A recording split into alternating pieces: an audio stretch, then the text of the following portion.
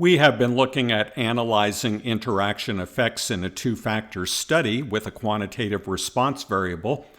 And in the last video, we looked at constructing graphical displays, both a multi-factor box plot and a multi-factor line graph or an interaction plot.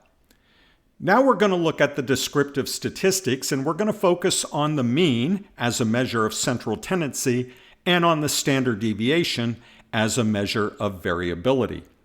We're going to look at tetrad mean differences as an estimate of the amount of interaction that we have, and looking at tetrad mean differences allows us to look at specifically where we are finding differences in the effect of one variable when we're at a different level of the other variable. So you'll see what I mean. That's confusing sounding right now, but let's go ahead and call up our R notebook and take a look at this. First of all, let's go ahead and create a code chunk and create our means and standard deviations.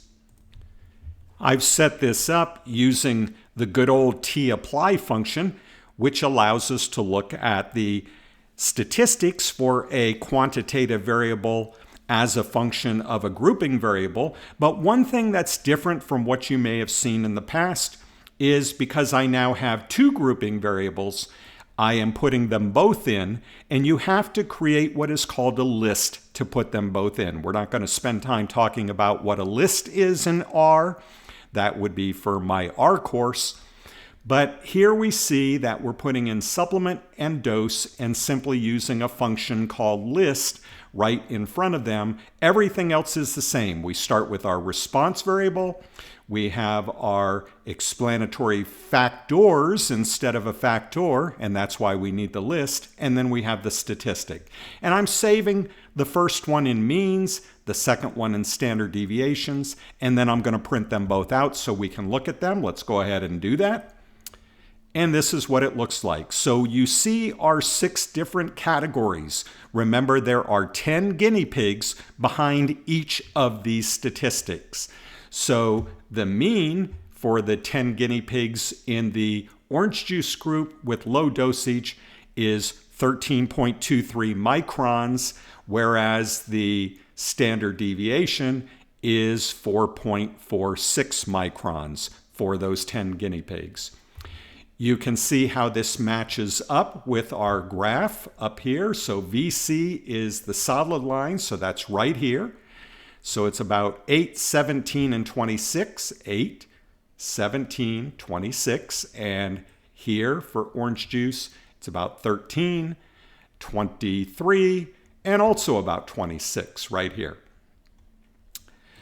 Okay, now, if I want to look at interaction, what I'm looking at is the effect of moving from one variable level to another variable level, that is one level of an explanatory variable to another level of that same explanatory variable, to see if it is different for different levels of the second explanatory variable. Again, very confusing sounding, but let's go ahead and make it less confusing by putting this together and comparing some of these means. Here I have created a code chunk in which I'm looking at the difference for a medium dosage between orange juice and vitamin C, and also the difference for a low dosage between orange juice and vitamin C. Orange juice being the dotted line, vitamin C down here being the solid line. Now, these means here are in a matrix. That is, they're in a 2x3 arrangement where we have 2 rows and 3 columns. And R uses the first number to indicate the row, the second number to indicate the column. So if I go up here in my console and I type in means 1, 2,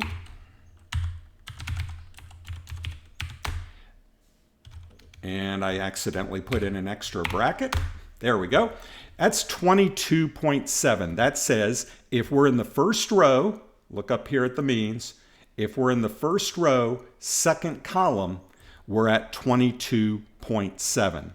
So if you follow this through, this is first row, second column, that's orange juice, medium dose. Second row, second column, that's vitamin C, medium dose. And then for low difference, this is first row, first column, low for orange juice, minus second row, first column, low for VC. Now, what the medium difference is here, let's go ahead and actually add to that the command to print it out for us.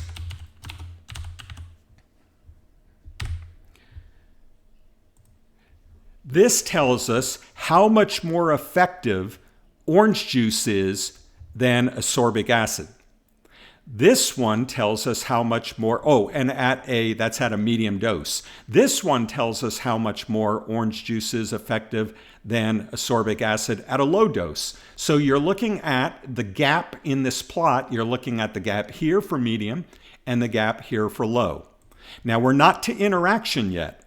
For interaction, we want to know, is the difference in effectiveness for medium dose different than the effectiveness for low dose? That is, an interaction is asking us, if we go to different levels of dosage, different levels of that second explanatory variable, does the effectiveness that we're seeing in the comparison of orange juice and ascorbic acid, is that effectiveness different at different dosages? So an interaction, when dealing with two explanatory variables that are categorical, is a difference of differences. A difference of differences.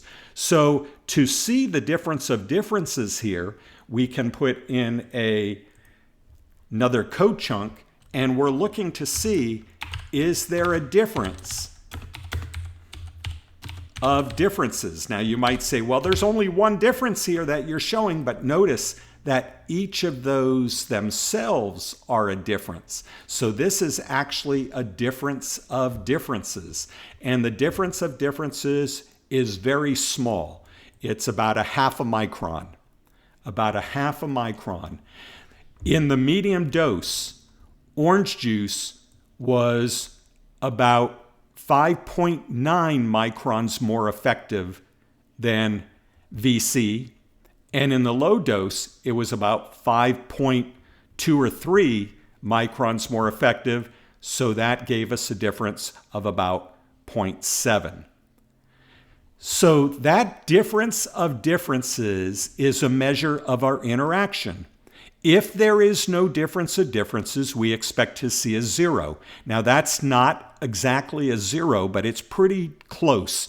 And remember, we're going to have sampling variability. Look here at these standard deviations. We're going to have variability amongst the guinea pigs. And also, if we were to take out another sample of 60 guinea pigs, we know that all these numbers here would change. And so the fact that I'm not exactly on 0 doesn't mean to me that there's an interaction. The fact that I'm near 0 suggests to me that there's not enough interaction to be concerned about. It's very little difference of differences here. And that's reflected in these parallel lines, ignoring the top part of the graph. That's seen in these almost parallel lines. They're not exactly parallel because that's not exactly a 0 down here. If it was exactly a 0, they'd be exactly parallel, but close to parallel lines. So very little evidence of interaction there. But now when we're looking at interaction in an omnibus sense, that means across all of the groups, not specifically. For this specific case, we found no interaction. But for an omnibus is, do we find any interaction occurring anywhere? So in order to determine that, we're going to have to put in some more code chunks and figure out the other differences of differences. So what I've done now is I've added to this code chunk a high difference. That is a difference here between VC and OJ when we have a high dosage. And so that's looking at first row, third column, and second row, third column. And now that allows us to come down and add more comparisons. So let me go ahead and run this chunk, and now we have this additional value. Notice that there's almost no difference, and that's what we're seeing here with those lines coming together.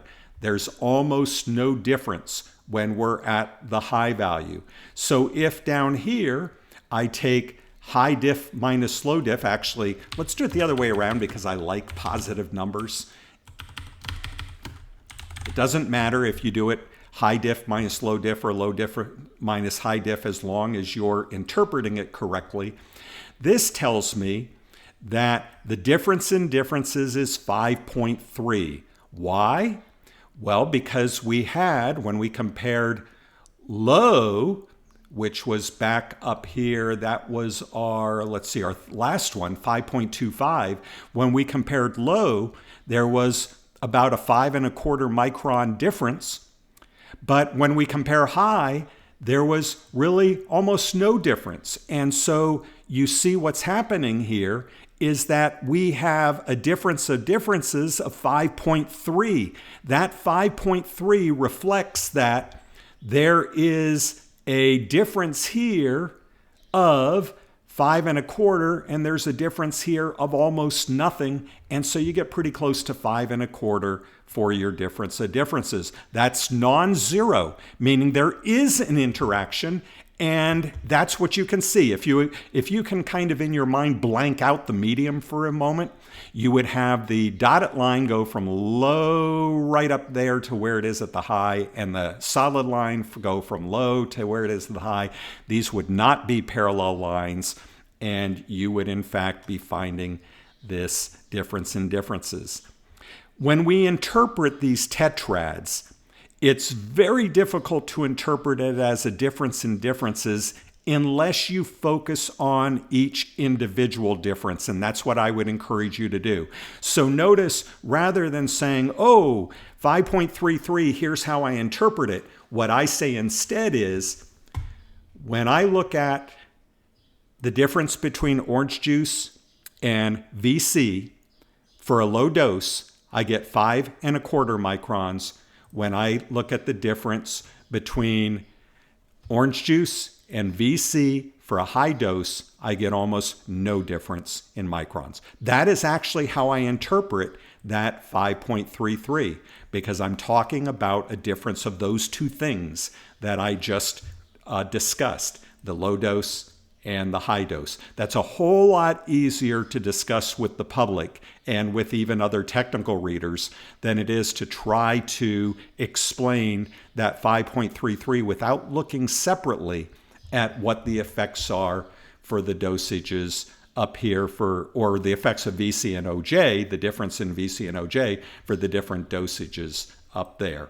So we have one more of these to do. Let's go ahead and do one more. This will be our final tetrad, and then I'll talk about why they're called tetrads.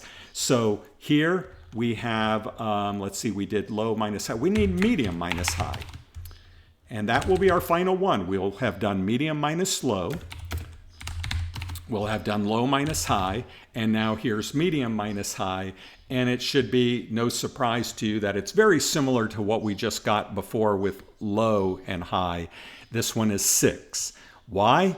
Because it's almost 6 when you're looking at medium dose, orange juice versus VC, and it's almost 0 when you're looking at high dose.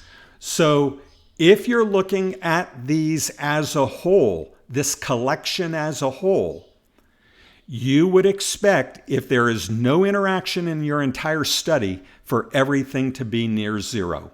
But when in fact you have, as we do, several values that are quite a bit different than 0, then it looks like there's an interaction. Now, that doesn't say we'll be able to infer that interaction, because that depends on these things, these standard deviations back here.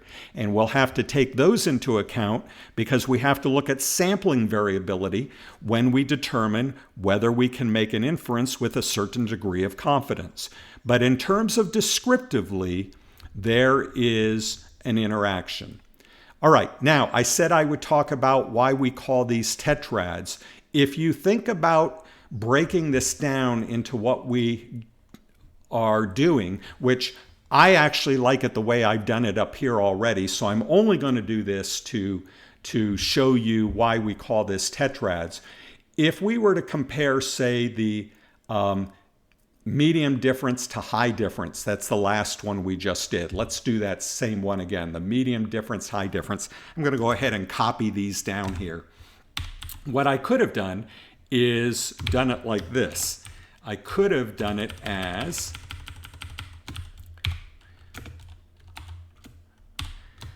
this set of means for the median difference, the medium difference, and that set of means for the high difference, and that would have given me my 6.01 that I got right here.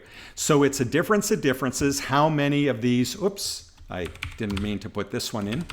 It worked anyway, but let me show you again. Here it is. How many of these do we have? We have 1, 2, 3, 4. And 4 is what it means to be a tetrad. So that's why I call these tetrad mean differences. There are 4 means involved in differences, and it's a difference of a difference. So that's a tetrad mean difference. The size of the tetrad, the further it gets away from 0, the more interaction we have in our sample. Doesn't mean we have it in our population. We don't know that yet. But in terms of our sample, the farther we get away from 0, the more interaction we have. And in our particular case here, we have a tetrad of 6. Up here, we had a tetrad of 5.33. And up here, we had a tetrad that was pretty negligible, about 0.6 microns. So we ended up with 3 different tetrads. The combination of those, if you look at all of them at once, that is what you would be looking at when you look at an omnibus effect for interaction. From an omnibus standpoint, I would answer the question, is there interaction in my study? Yes. Doesn't have to be everywhere. We don't see it in that one contrast, but we do see it quite clearly in 2 out of our 3 contrasts, and we can see that quite clearly here in the graph because changing from low to high looks like there's interaction. Changing from medium to high looks like we're seeing an interaction. In the next video, we'll look to see if we can infer this interaction to be something that exists outside of the study.